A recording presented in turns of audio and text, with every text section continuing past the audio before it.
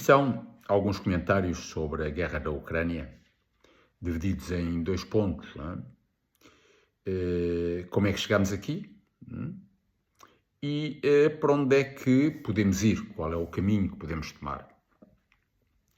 Primeiro, eu gostava de fazer uma observação que é a seguinte: eu não considero adequado uma comparação mecânica entre o que se passou, a invasão da Ucrânia pelos russos, pela Rússia, e a Segunda Guerra Mundial, o expansionismo do Hitler, primeiro as repúblicas limítrofes e depois continuar por aí fora até justamente a União Soviética. O contexto é completamente diferente. Podemos comparar, e há muitas referências históricas, mas podemos comparar também com a Primeira Guerra Mundial, com o que é que se passou durante as invasões francesas, o Império francês,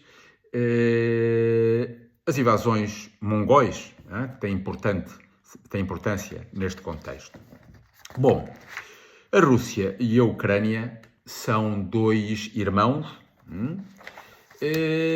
que nem sempre se deram bem. Às vezes há brigas, outras vezes, durante outros períodos, convivem festivamente. Tudo começou no século IX. No século IX criou-se ali um grande Estado que agrupou vários principados e a capital desse Estado, que é, digamos, o antepassado da Rússia e da Ucrânia, a capital era em Kiev. Portanto, havia aí um grande Estado, capital em Kiev, que foi, digamos, a origem destes dois países. A partir do século XII, a capital desse Estado, então, foi transferida para Moscovo e desenvolveram-se aí várias línguas, vários idiomas, muitos idiomas. Os principais seriam o russo, o ucraniano e o bielorrusso. São as línguas que há aí. Em meados do século XIII, sucede um acontecimento que marcou todas essas zonas do globo, que foi a invasão mongol.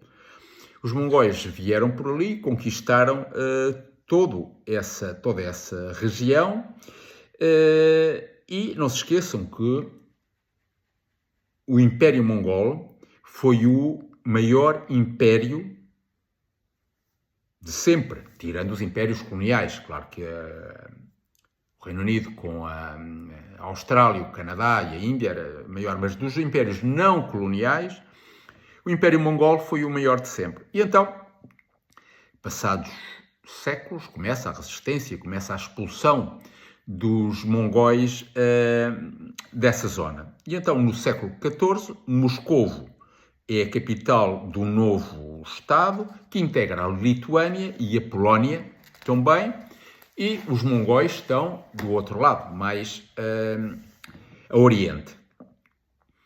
De um lado, portanto, uma população mais ocidentalizada, do outro lado, uma população com influência das invasões mongóis.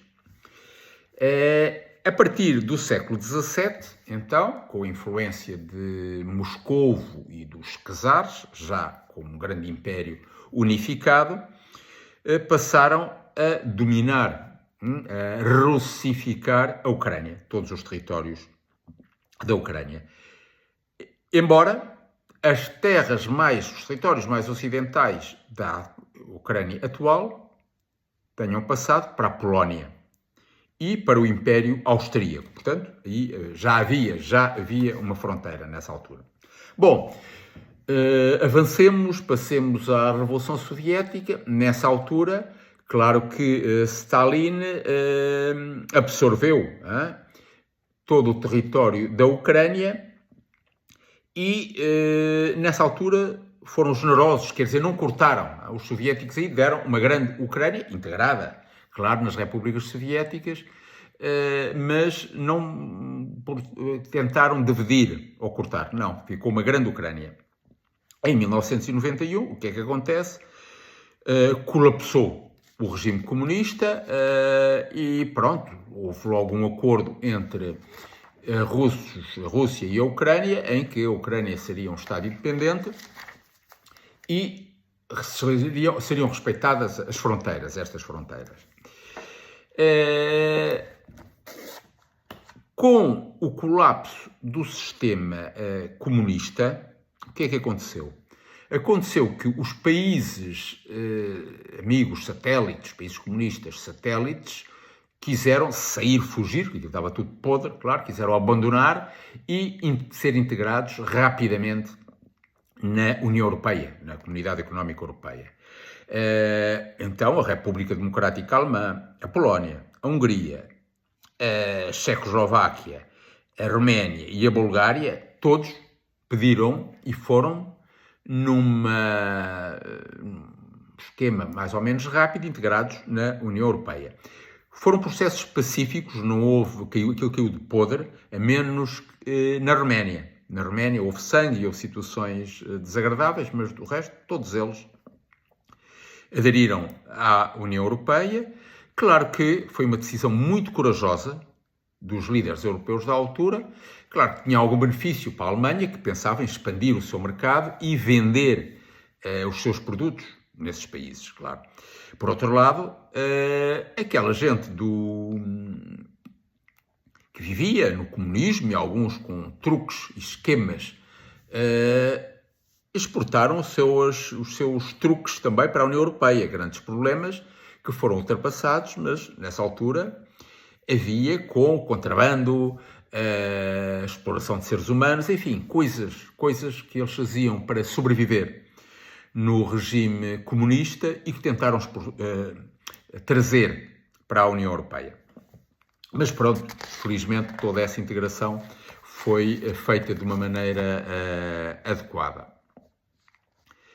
Deve-se dizer que os russos, que deixaram todos esses ir embora, sair da esfera de influência russa, tiveram algum cuidado com os países da ex-URSS. E aí tiveram, em alguns casos, mão de ferro para reprimir tentativas de sair da órbita russa. E diziam, bom, nós aceitamos a queda do Muro de Berlim, tudo isto mudou, mas temos que zelar pela nossa segurança. Portanto, a nossa linha vermelha é a expansão da NATO até perto de nós e, enfim, haver aí ameaças à nossa segurança. Sabendo que muitos desses países, já das repúblicas do Pacto de Varsóvia, já estavam agora no outro bando, digamos assim. E, portanto, era esta a situação. Há 3 anos, em fevereiro de 2022, a Rússia invadiu a Ucrânia.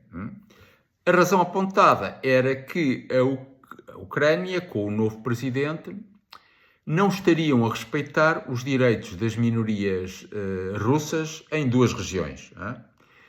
E que havia atentados aos direitos humanos e, portanto, iam salvaguardar os direitos dos russos, das populações russas, nessas regiões. Por outro lado, também disseram logo que o pedido e a aproximação do presidente Zelensky à NATO não se coadunava com os acordos e com o que tinha ficado estabelecido, escrito ou tacitamente, quando da queda do Muro de Berlim. E, portanto, começou esta invasão e esta guerra que dura há 3 anos. Passados 3 anos, e agora que Trump, com a iniciativa de paz, põe o problema outra vez em cima da mesa, porque, enfim, temos que reconhecer, durante estes anos não houve, da parte de outros líderes, tentativas de caminhar para a paz. Bom, houve algumas da Turquia, os chineses também tentaram, mas pronto, creio que mais ninguém, só Trump agora.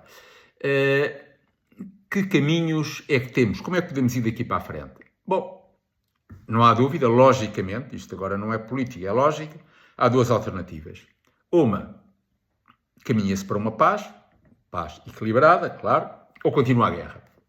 Se continua a guerra, pensemos um pouco quais é que serão as consequências. Bom, está visível que a Ucrânia não consegue derrotar a Rússia e, portanto, eventualmente, com uma paz agora, perderá algum do seu território, 10%, 15%.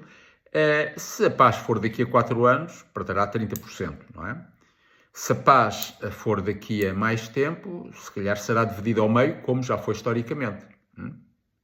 Portanto, esta é uma solução. A menos que, poderá alguém dizer, calma aí, mas nós podemos juntar todos os esforços, mesmo agora sem os americanos, mas juntar muitos recursos, preparar um exército europeu, com o Reino Unido, que tem algum potencial também, com os portugueses, Portugal logo na frente e tal, e vamos para uma guerra, continuar uma guerra, com todos os meios, contra a Ucrânia. Aí, claro que sim, é uma hipótese, mas o final desta guerra seria a utilização da energia atómica e do nuclear. Gostaria de ouvir gente que fala na continuação da guerra, da hipótese, de ter no radar uma hipótese, sim senhor, então vamos para um conflito nuclear, com o argumento que houve em Hiroshima e Nagasaki, que, bom, vale mais matá-los todos agora do que matá-los aos poucos. Portanto, agora matam-se uns quantos e termina isto tudo. É uma solução. Pronto, este é o caminho da guerra. E o caminho da paz?